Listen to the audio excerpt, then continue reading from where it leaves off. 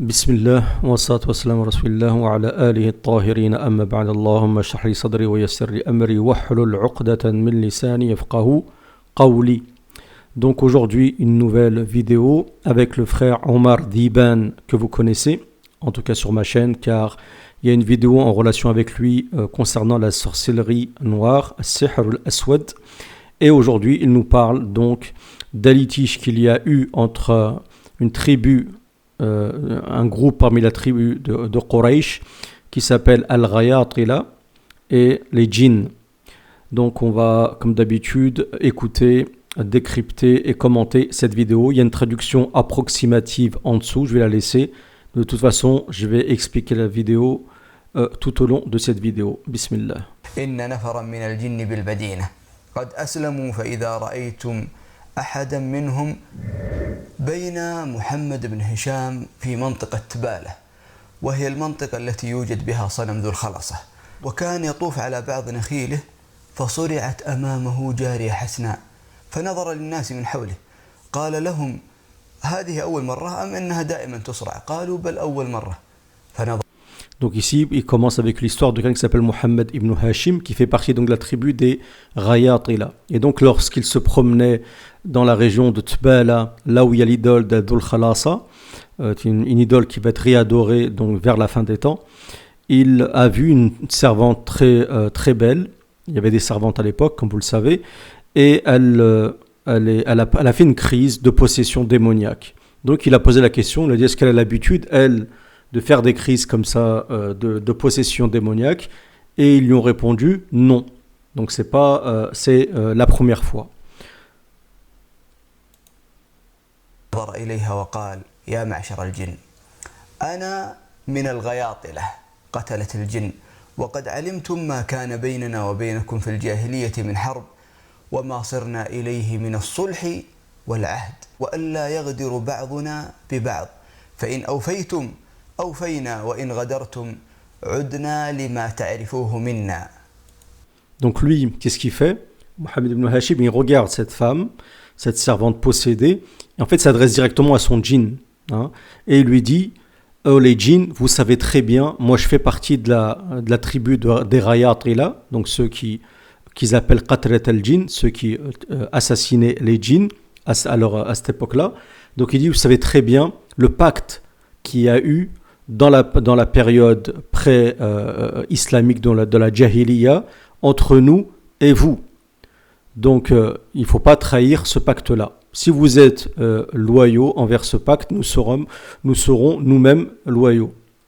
Si vous rompez ce pacte-là, nous reviendrons vers vous et vous savez très bien les guerriers que nous sommes et la guerre que nous avons déclarée, parce qu'en fait il y a eu plus de morts du côté des djinns que du côté de cette tribu d'Al-Ghayatila. Donc on va écouter la suite. يقولون فنهضت الجارية ولم يصبها مكروه حتى ماتت. Qu'est-ce qui s'est passé ensuite? Eh ben, la servante, elle s'est relevée. Le djinn, il est parti, en fait. Elle n'a plus été possédée parce que le djinn, à mon avis, il n'avait pas envie de réitérer cet épisode historique.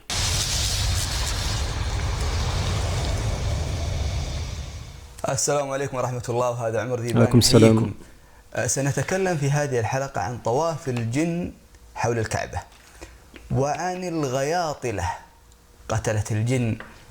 هذه القصة في الغالب يعني القصص مثل هذه أنها تكون بلا مصدر، ولكن هذه القصة لها مصدر فقد ذكرها الأزرقي في كتابه أخبار مكة. Donc il dit que on va parler des djinns et de leur tawaf, de leur circumambulation autour de la Kaaba. Excusez-moi, j'ai du mal à prononcer ce terme-là. Donc de fait de faire 7 tours autour de la Kaaba. Il dit en général, ces histoires de djinns, c'est souvent des histoires comme ça, sans chaîne de transmission, sans source, ainsi de suite. Il dit, mais là, c'est différent.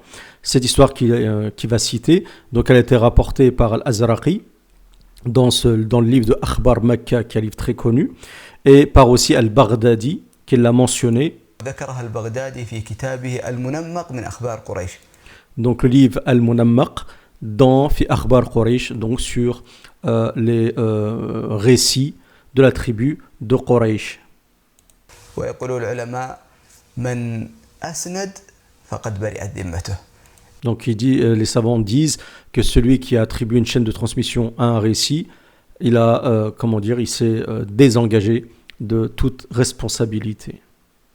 إلى القصة، لكن قبل ذلك في بعض الناس وكثير من المشاهدين سألوني عن الكتاب هذا. هذا كتاب جميل جدا يتكلم عن الإنترنت وجوجل. هذا أحد الأشخاص اللي كانوا في هارفارد بعدين عمل في جوجل، بيعطيك كيف تصنع الكذب حول العالم.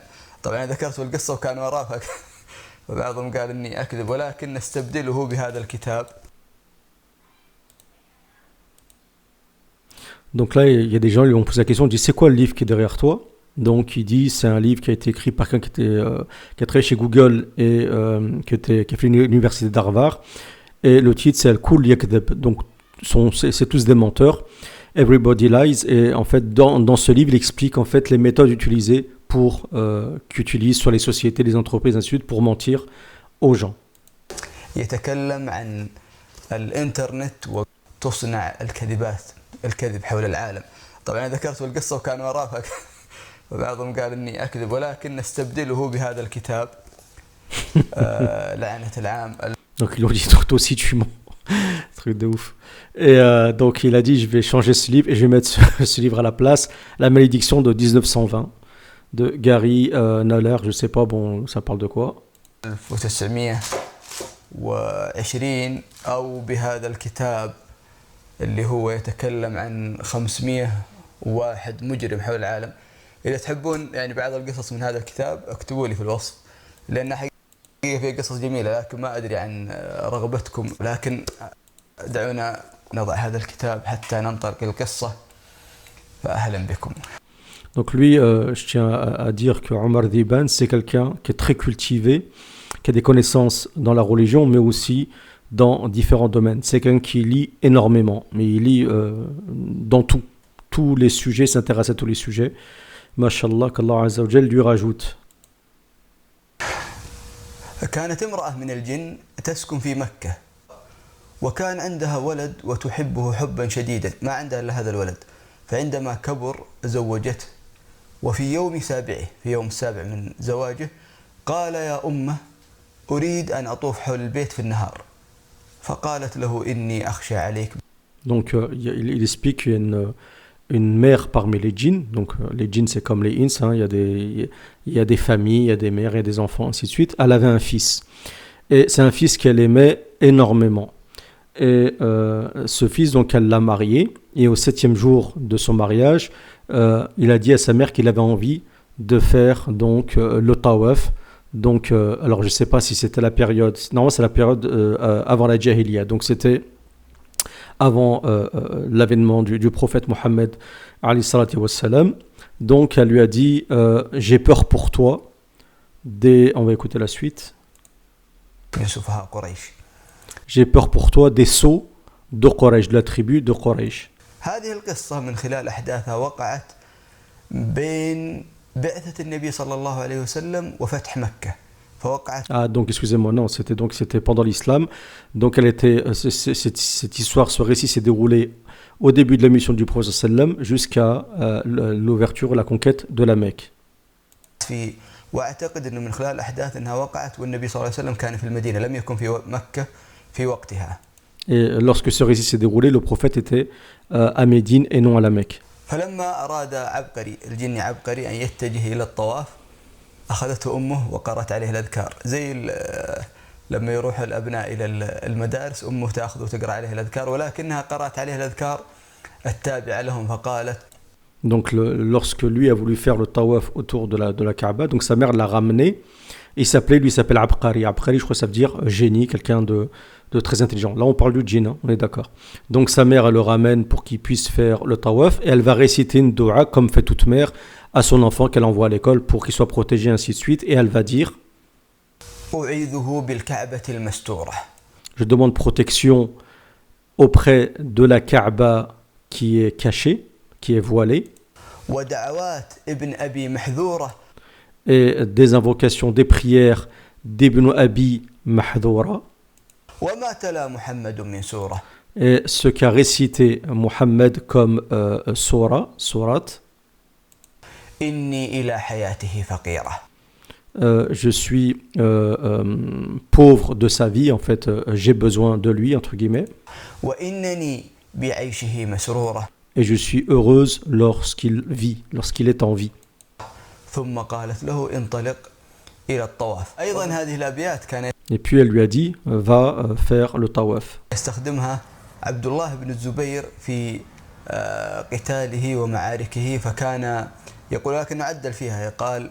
Il y avait aussi Abdullah ibn Zubayr qui est connu, ce compagnon très connu, qui était un grand combattant, qui était capable d'un coup de découper une personne en deux. Et il disait lui aussi cette même invocation qui est connue, mais il l'a retravaillée. أما ورب الكعبة المستورة. Et il disait par le Seigneur de la Kaaba voilée. وما تلا محمد من سورة. Et ce que Mohammed a lu comme sourate, نغمات من أبي محذورة. et tous les rythmiques ou les rimes de Abi Mahdura, لأفعلن فعلة منكورة. je ferai d'eux des actes réfutables, des actes que les gens vont détester, ainsi de suite, en voulant dire qu'il va être dur, rude dans le combat. طبعا هو غير رب الكعبة بدل الكعبة لأنه ما يجوز الدعاء بالكعبة. Bien sûr, lui, il a changé, le dire par la Kaaba, il a dit par le Seigneur de la Kaaba, parce que la Kaaba, elle ne fait pas partie de l'être d'Allah Azza wa Jal, donc on ne peut pas jurer sur la Kaaba. أما أبو محذورة فهذا رجل. Il lui demandait le secours de la Kaaba. عندما عاد النبي صلى الله عليه وسلم من غزوة حنين خرج أبو محذورة معه مجموعة من الشباب وكانوا يستهزئون يقلدون الأذان ويستهزئون، فسمعهم النبي صلى الله عليه وسلم فطلب كان 10 شباب فطلبهم قال من أذن، سكتوا فأخذ يختبرهم النبي صلى الله عليه وسلم حتى سمع صوت أبي محذورة، فقال له النبي صلى الله عليه وسلم اجلس بين يدي، فمسح على رأسه ودعا له. أسلم أبو محذورة وصار هو مؤذن مكة، كان صوته جميل جدا، فأصبح الأذان فيه وفي أبنائه من بعده. توفي عام 59 للهجرة. Donc Abi Muhadwara, lorsque le prophète est revenu de la bataille de Hunayn, il y avait Abi Muhadwara était avec un groupe de jeunes, donc ils n'étaient pas musulmans, et ils se moquaient de la religion, comme le font certains, beaucoup aujourd'hui malheureusement, et donc ils imitaient l'adhan, sûrement en se moquant. Et donc le prophète, il était accompagné de 10 personnes, 10 jeunes, et le prophète l'a appelé. Il lui a dit qui c'est qui a dit telle chose, et ils avaient peur et personne ne voulait répondre. Donc le prophète appelle Abi Mahadura, et donc le prophète pose sa main sur lui dit assis-toi entre mes mains, auprès de moi, et le prophète met sa main sur lui et prie et fait dua, et il se convertit, Abi Mahadura, par la suite, et il avait une très belle voix, et c'est devenu celui qui faisait l'adhan à la Mecque. Et ensuite tous ses descendants d'Abi Mahadura étaient ceux qui sont devenus mu'adhin, donc attitrés à la Mecque. Et il est mort, Abi Mahadura, rahimahullah, radiallahu anhu, l'année 59 de Al-Hijra. Donc l'immigration ici, c'est l'hégire. اتجه هذا الجن إلى الكعبة وكان اسمه عبقري، وهو ذاهب إلى الكعبة طاف بالبيت 7 أشواط، وبعد ذلك عاد قافلا إلى أمه، وهو في الطريق أخطأ الطريق فدخل في ديار بني سهم. Donc Abqari, donc il fait le tawaf, il fait cette tour et tout, et au retour, il retourne voir sa mère, mais il se trompe de chemin. Et il rentre dans un hay, donc dans un quartier qui était celui des Bani Sahm, qui sont une tribu qui s'appelle Bani Sahm. بنو سهم هؤلاء من أشد قريش بطشا وظلما، وفيهم طائفة تسمى بالغياطلة. Donc Bani Sahm, ils sont connus comme un groupe dur parmi les Quraysh, et il y a un groupe parmi les Bani Sahm, parmi cette grande famille, qui sont al-Ghayatila, qui sont des gens injustes, sanguinaires, sans pitié, quoi. الغياطلة هم الظلمة، واسم غيطلة هي اسم لأحد جداتهم كانت اسمها غيطلة. Et donc eux, ils avaient ces gens durs, ils descendent d'une famille donc dont la grand-mère s'appelait Raytala. سموا بالغياطلة. هؤلاء الغياطلة كانوا فيهم ظلم وجبروت عجيب، حتى أنهم كان في جبل في مكة وكان عنده صخرة، فإذا صعدوا فوق الصخرة تشاءم أهل قريش بهم. كانوا فيهم يعني إقبال وكان فيهم جرأة شديدة حتى أن. Donc il disait que Al-Rayatila, ils avaient donc un mont à côté d'eux où ils habitaient et ils avaient un rocher. Quand ils montaient sur ce rocher, les Quraysh étaient pessimistes. Ils sentaient que ça allait partir en violence, ainsi de suite. Et ils disaient qu'ils étaient connus pour être des durs guerriers et ils étaient téméraires et ils avaient de l'audace sur le plan de la guerre.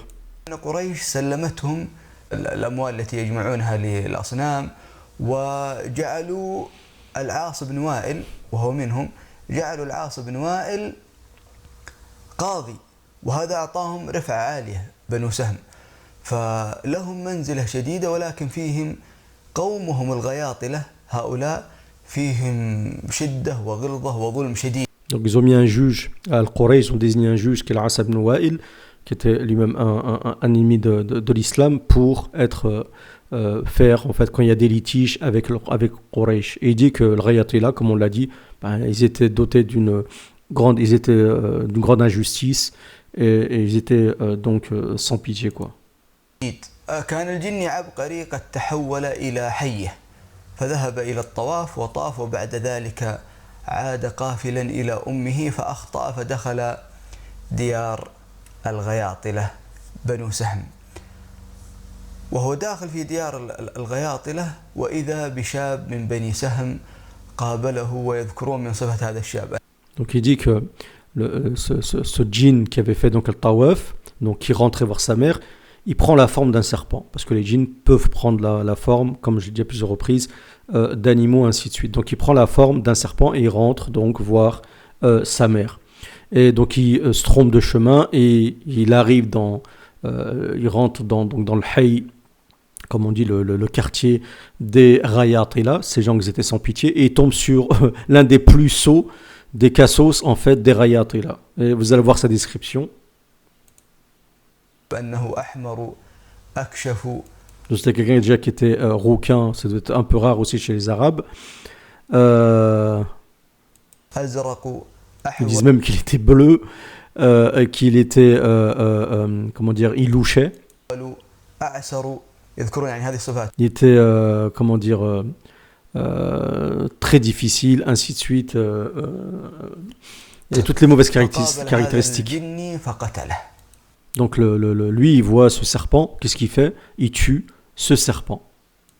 كانوا قريش عند البيت فرأوا غبرة قد ثارت في السماء فأعمت أبصارهم، فقالوا والله ما تحدث هذه الغبرة إلا بموت عظيم من الجن، فقالوا يعني بدأوا في رعب وخوف، ما الذي حدث؟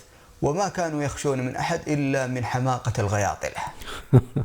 Donc il dit que ensuite ce qui s'est passé quand ce djinn a été assassiné, ce serpent, il y a eu comme un vent avec de la poussière, ce qu'on appelle le rabbar, un vent violent, sableux autour de la Kaaba. Et les Quraysh ont dit ceci ne se déroule que lorsqu'il y a un gradé parmi les djinns qui meurt. Et donc ils commencent à se poser des questions et à paniquer. Et ils se sont dit, ils avaient peur justement que ceci soit la cause d'un des sauts, de la sottise des Rayatila. C'est des gens qui, bon, ils ne devaient pas beaucoup réfléchir et agir comme ça de manière impulsive. مر النهار وأتى الليل فأصبحوا وإذا بالشاب الذي قتل الجن قد قتل، وشباب كثير من بني سهم قد أصبحوا وهم موتى قتلتهم الجن. Donc en vengeance, les djinns ont fait quoi? Ils ont tué cette personne-là, ce sot parmi les Rayatila, mais ils ont tué aussi à côté d'autres jeunes de la même tribu, rapidement, quoi, dans la même journée. فصاح صائح بني سهم وتجمعوا عند الصخرة التي عند الجبل التي هي معروفة أنها لبني سهم. بنو سهم من هم؟ هم من قريش ويلتقون مع النبي صلى الله عليه وسلم في كعب بن لؤي. Donc, qu'est-ce qu'ils ont fait? Les Rayatila, ils se sont réunis comme ils font d'habitude vers le rocher. Quand on sent la patate, on sent qu'ils vont aller rentrer en guerre et se venger. Et donc, les Bani Sahm, cette tribu dont provient les Rayatila, ont en commun avec le prophète, alayhi salatu wassalam, Ka'b, d'accord, qui est le fils de Lu'ay, qui est donc un des grands-pères du prophète, alayhi salatu wassalam. Comme vous voyez ici, Abdullah, Abd al-Muttalib, Hashim, Abd Manaf, Qusay, Kilab, Murra, Ka'b, Lu'ay, Ghalib, ainsi de suite.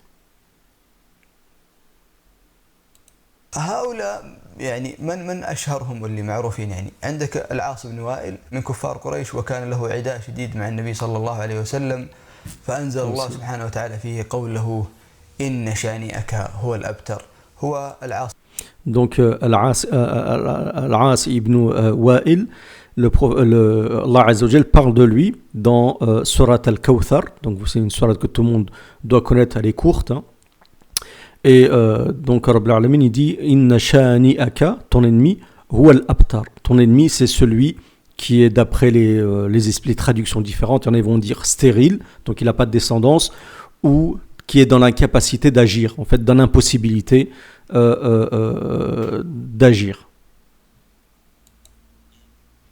بن وائل كانوا لهم منزلة كبيرة في قريش، ومنهم عمرو ابن العاص وعبد الله ابن عمرو ابن العاص وعبد الله ابن حذافة السهمي. كل هؤلاء من. Donc ils avaient dans cette tribu-là d'Ibn Sahm, ils ont aussi Amr ibn al-As et Al-Hudafa al-Sahmi. Donc ça c'est un compagnon très connu, j'en parle dans mon livre sur le Tawhid, et c'est un compagnon qui a subi de graves épreuves avec Rome, au point où il a tellement été patient, tellement été courageux, que le roi de Rome de l'époque, il a libéré 80 prisonniers musulmans avec Hudafa al-Sahmi. Il lui a juste demandé d'embrasser le roi sur la tête, et Hudafa al-Sahmi s'est exécuté uniquement pour pouvoir libérer les prisonniers musulmans qui se trouvaient dans les geôles à l'époque romaine. Et ce roi était stupéfait par le courage et la piété et l'abstinence de Hudafa al-Sahmi, parce qu'ils ont essayé de le piéger, ils ont essayé de lui faire peur, ils ont essayé de le torturer, ils lui ont même ramené la plus belle femme de Rome, ainsi de suite. Il ne l'a pas regardé, elle a pété une durite, elle a dit maintenant je suis la femme la plus belle, personne ne me résiste, et toi tu me résistes, ainsi de suite. Donc c'est un récit, j'en parle, c'est une histoire très magnifique. Et les compagnons, pour s'amuser comme ça, parce que les compagnons aussi savaient plaisanter, se moquaient de lui en disant il y a quelqu'un un mécréant qui t'as fait une bise à un mécréant, donc viens pas nous saluer, ainsi de suite. Et c'était Omar ibn Khattab qui aimait au contraire le saluer. Il disait grâce à lui ce compagnon a libéré 80 musulmans. Donc c'était une parenthèse, mais très intéressante, je pense. من هذه القبيلة اللي هي بنو سهم، إنهم كانوا يتفاخرون بأنهم أكثر عدد وأكثر قريش، فأنزل الله سبحانه وتعالى فيهم ألهاكم التكاثر. Donc vous connaissez aussi la sourate Alhaakum at-Takathur. Donc vous a distrait le fait de chercher toujours le surplus, à en avoir plus, hein, une sorte de concurrence comme ça, comme c'est marqué ici, dans une sorte d'augmentation dans la surenchère mondaine. Et donc ce verset a été descendu d'après ce que le frère a dit concernant, donc c'est la tribu de Sahm. Pourquoi? Parce qu'ils considéraient que c'était la tribu la plus puissante, ils étaient plus nombreux, ainsi de suite. تجمع بنو سهم عند الصخرة، طلبوا جميع شبابهم ورجالهم وعبيدهم وجوارهم، كل واحد من بني سهم طلبوه، ثم أعطوه السلاح وقالوا لا يبقى حية ولا عقرب في الجبل إلا قتلتموها. Donc ça y est, les Rayatila se sont mis en mode harb, déterminés, ainsi de suite. Ils ont pris des armes, ainsi de suite. Ils ont dit voilà, maintenant il n'y a aucun serpent, aucun scorpion qui tournera dans la vallée. Bon, c'est une vallée désertique, c'est sûr qu'il y a beaucoup de serpents et beaucoup de serpents et de scorpions. بنو سهم وانتشروا في الأرض وكانوا لا يدعون حية ولا عقرب ولا أي شيء يعني يشكون فيه من الحيوانات التي يعتقد أن الجن يتلبسون ويتحولون عليها إلا قتلوها. وكانوا يخرجون مع المغرب ويعودون على العشاء، يعني مع غروب الشمس يخرجون ثم يعودون مع العشاء فأوقعوا مقتله. Donc il sortait au moment, à mon avis, où il savait l'heure où les djinns sortaient. On sait qu'après le crépuscule, les djinns sortent. Donc il sortait à cette heure-là. Et donc il se mettait à tuer, à chercher et à essayer de dissocier ceux qui pouvaient être possédés par les djinns ou pas. Et à se mettre à les tuer jusqu'au coucher, jusqu'après, juste après le coucher du soleil. عظيمة في الجن، وكان الجن يقتلهم في الليل ثم يعودونهم عندما قبل غروب الشمس فيقتلون الجن، فأوقعوا مقتل عظيمة في الجن، والجن أوقع في بني سهم مقتل عظيمة. Donc eux, les djinns se mettaient à les tuer et ensuite eux, ils sortaient et se mettaient à tuer les djinns et ainsi de suite. C'était voilà, un combat, comment dire, de vengeance, ainsi de suite. وفي اليوم الثالث صاح صائح من فوق جبل أبي قبيس يسمعون صوته. Donc ici il y a un djinn donc, qui monte sur le mont, je crois que c'est Abu Qubays. Attendez, excusez-moi. الجن فأوقعوا مقتل عظيمة في الجن والجن أوقع في بني سهم مقتل عظيمة.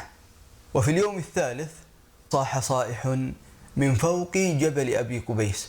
Donc là il y a un djinn qui monte sur le mont d'Abi Qubays et ceci me rappelle aussi un événement qui s'est déroulé à l'époque du prophète alayhi salatu wassalam, où un djinn est monté, donc là c'est un démon qui est monté sur une montagne et qui a dit qu'avez-vous à suivre ces convertis, nouvellement convertis en parlant des musulmans, et le prophète l'a entendu et il a dit ça c'est le djinn d'Al-Aqaba qui était donc un mont pareil, et le prophète l'a dit wallah la tafaraghanna lak, wallah je vais m'occuper de ton cas, en fait je vais me pencher sur ton cas, tu vas voir. Donc vous voyez que en fait c'est un peu leur habitude, et il y a dans le livre d'Ibn Kathir une partie dans le Bidaya wa Nihaya, le livre du début et de la fin, une partie qui est réservée à ce qu'on appelle Hawatif al-Jinn, qui sont les appels des djinns.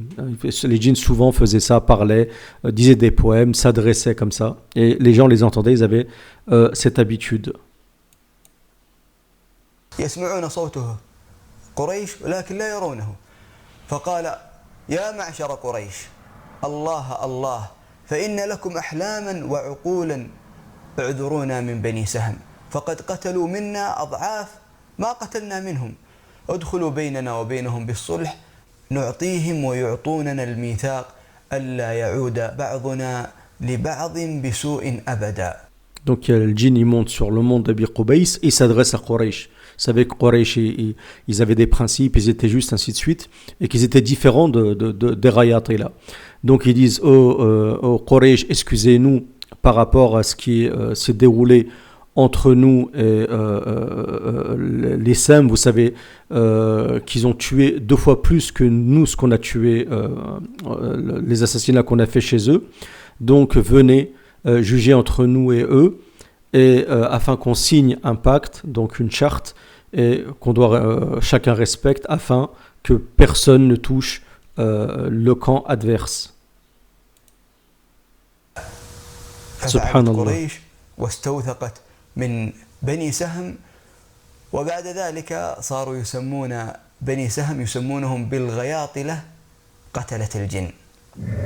Donc il y a eu ce pacte, et c'est de là qu'est venu on va dire l'expression d'al-Ghayatila, tueur de djinn. تحول الجن إلى حياة فقد حدثت قصة في زمن النبي صلى الله عليه وسلم ويذكرها أبو سعيد الخدري فيقول. Donc il faut savoir que le fait que des djinns prennent l'apparence d'un serpent, ainsi de suite, c'est pas nouveau, et c'est confirmé bien sûr par des hadiths du prophète sallam. C'est pas, on parle pas avec la passion. D'ailleurs j'en parle dans mon livre, et ce hadith figure dans mon livre traduit en français. Donc là c'est un récit de Abi Sa'id al-Khudri qui dit que il dit Ataytu Aba Sa'id al-Khudri. Donc je me suis rendu voir Saïd al-Khudri, et lorsque j'étais donc assis auprès de lui, j'ai entendu sous son lit donc quelque chose bouger. J'ai regardé, c'était un serpent. Donc je me suis levé et Abu Saïd m'a dit qu'est-ce que t'as? Je lui ai dit mais il y a un serpent ici. Et il a dit qu'est-ce que tu veux? Ben, je lui ai dit je veux le tuer. Et Abu Saïd al-Khudri lui a dit Fa'ashara, il lui a montré une maison. Fa'ayantuhu, il a désigné cette maison-là. Et il lui a dit Inna ibn Ammilli, il y avait un des fils de mon oncle, de mes oncles, qui était dans cette maison-là que tu vois. Et c'était lorsque c'était donc le jour il y avait Al-Ahzab, il y avait cette bataille, la bataille des coalisés. C'était un jeune marié, donc il avait demandé au prophète sallallahu alayhi wa sallam l'autorisation d'aller voir sa famille. Et le prophète lui a donné donc cette autorisation. الراوي أتيت أبا سعيد الخدري فبين أنا جالس عنده سمعت تحت سريره تحريك شيء فنظرت أشار إلى بيت في دار عاينته فقال إن ابن عم لي كان في هذا البيت فلما كان يوم الأحزاب استأذن إلى أهله وكان حديث عهد بعرس فأذن له رسول الله صلى الله عليه وسلم وأمره أن يذهب بالسلاح أتى داره فوجد امرأته قائمة على باب البيت. Donc le prophète lui donne la permission, lui dit prends ton arme avec toi. Donc lui il se rend pour aller chez lui et il voit sa femme devant la maison. Elle était en tenue de maison. Donc tout de suite ça l'a fait sortir de ses gonds. Les Arabes c'était des gens jaloux et ils voulaient carrément lui faire quelque chose. Donc elle lui dit avant de te jeter sur moi, regarde d'abord ce qu'il y a, rentre et regarde ce qu'il y a dans la maison et pourquoi je suis sorti. Et tu verras pourquoi je suis dehors. Pourquoi je suis devant la porte en fait. Parce que à l'époque des Arabes, une femme qui squatte devant la porte de la maison, en fait, c'était pas bon. C'était au niveau des mœurs, c'était pas, ça faisait pas partie des bonnes mœurs. فأشار إليها بالرمح فقالت لا تعجل علي حتى تنظر ما أخرجني فدخل البيت فإذا حية منكرة فطعنها بالرمح ثم خرج بها في الرمح فقال لا أدري أيهما كان أسرع موتا الرجل أم الحية فأتى قومه رسول الله صلى الله عليه وسلم فقالوا ادعوا الله أن يرد صاحبنا فقال استغفروا لصاحبكم ثم. Donc lui il rentre, il voit un serpent qui était noir, qui était énorme, c'est un gros serpent, je ne sais pas c'est quelle catégorie. Donc lui il se jette sur le serpent pour le tuer, et le serpent aussi il a réagi. Donc lui il a mis un coup avec comment dire, c'est la lance, je crois que c'est une lance, et le serpent aussi, au même moment le mord. Donc ils tombent tous les deux. Et on ne sait pas qui était le plus rapide des deux en fait. Et donc, ils sont venus voir le prophète sallam, ils ont dit Ya Rasulallah, faites dua pour nous faire que notre compagnon puisse revenir. Mais bon, ça y est, il est mort, rahimullah, wa radiyallahu anhu. Et le prophète sallam va dire قال إن نفرا من الجن بالمدينة قد أسلموا فإذا رأيتم أحدا منهم فحذروه 3 مرات ثم إن بدا لكم أن تقتلوه فاقتلوه بعد الثلاث.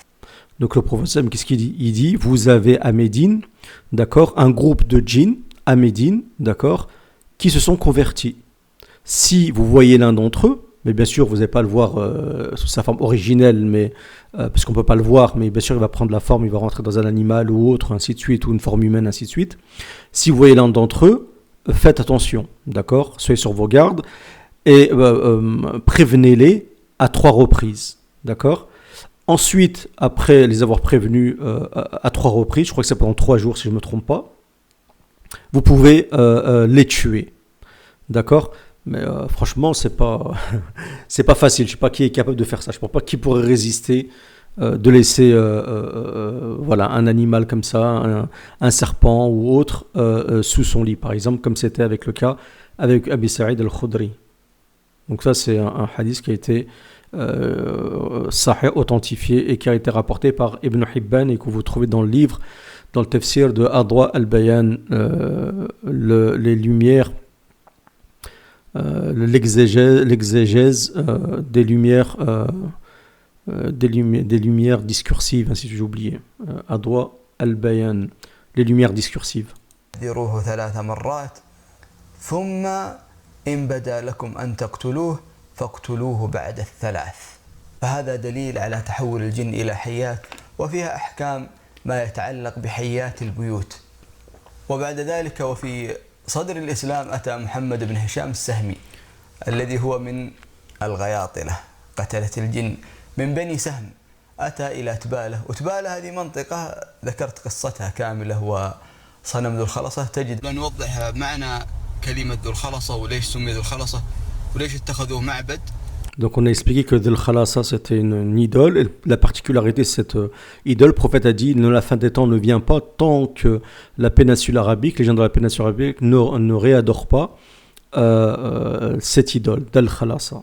Et le prophète a dit dans un hadith où vous verrez entre guillemets le derrière des femmes, comment dire, bouger ainsi de suite en tournant autour de cette idole.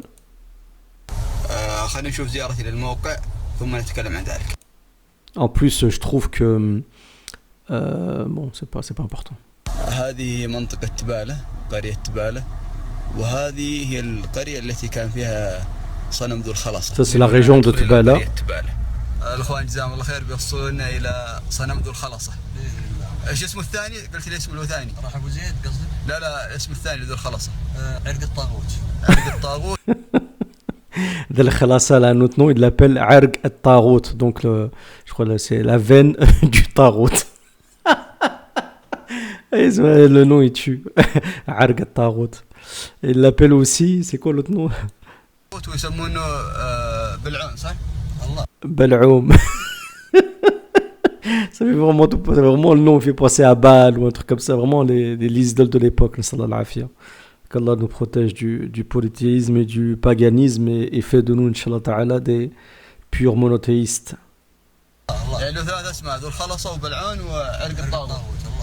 تجد القصة في الوصف تكلمت فيها عن ذو الخلصة وموقعه والقصة التي وقعت في تبالة، وإذا بجن قد تلبس بأحد جواريه فقال له أنا من الغياطلة فخرج الجن. Comme l'explique au début, donc quand le Mohammed ibn Hashim par la suite, qui était dans l'islam et qui faisait partie de la tribu des Riyatila, quand il avait une des servantes possédées, quand il est venu vers le djinn, il lui a dit je fais partie de la tribu des Riyatila, si tu veux qu'on remet ça, on remet ça. Le djinn lui a fait non, c'est bon, il est sorti direct, subhanallah. تصب بمكروه حتى ماتت. في هذا الزمان ما به غياطلة على قول الأول، ما به غياطلة يعني. Donc en Arabie Saoudite, Riyatila, ça veut dire aussi bonhomme, tu vois, dans le sens d'un vrai bonhomme, quoi, un homme dur, quoi. Et il dit aujourd'hui, il n'y a plus de Riyatila. ما في غياطلة يعني هم يقولون ما به رجال. والله يا رجال. اذكر الله. ما عاد به رجال، ما عاد به عوال. اذكر الله. كنا ناكل لحمنا.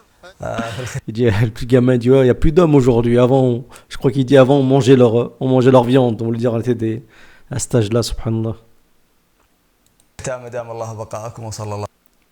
Donc la vidéo elle est finie. J'espère, Inch'Allah Ta'ala, que cette vidéo elle vous a plu. Et bien sûr, vous pouvez réagir dans les commentaires. Je suis désolé si elle est longue, mais j'étais obligé de traduire au fur et à mesure et de rajouter des choses. En plus, bon, c'est un sujet quand même que je connais, on va dire un peu. Donc si cette vidéo vous a plu, comme d'habitude, un j'aime, partagez-la. Si vous n'êtes pas abonné à la chaîne, abonnez-vous. Et n'hésitez pas à réagir dans les commentaires. Et si vous avez des questions à poser, posez-les si je peux répondre. Dès que j'ai du temps, comme vous le voyez, je réponds dans la mesure du possible aux commentaires. Je vous remercie pour votre écoute. Subhanakallahumma wa bihamdik. Ashhadu an la ilaha illa ant. Astaghfiruka wa atubu ilaik. Et n'oubliez pas de prévenir 3 fois. Qu'Allah nous protège.